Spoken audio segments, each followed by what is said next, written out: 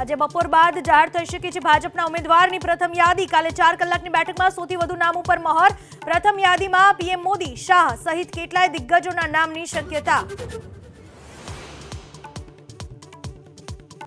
આગામી 48 કલાકમાં સૌરાષ્ટ્ર, ઉત્તર, મધ્ય અને દક્ષિણ ગુજરાતના કેટલાક ભાગોમાં વરસાદનું અનુમાન. અંબાલાલ પટેલે કેટલાક ભાગોમાં તોફાની પવન સાથે વરસાદની કરી આગાહી.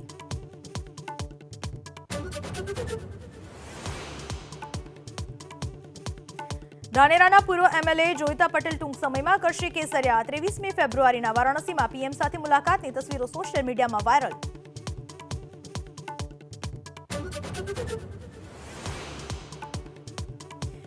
જ્ઞાનવાપી વિવાદ સાથે સંકળાયેલી તમામ અરજી એક સાથે સાંભળશે સુપ્રીમ. મુસ્લિમ પક્ષે વ્યાસજીના ભોંયરામાં પૂજા સહિત કેટલાય મુદ્દે કોર્ટમાં કરી છે અરજી.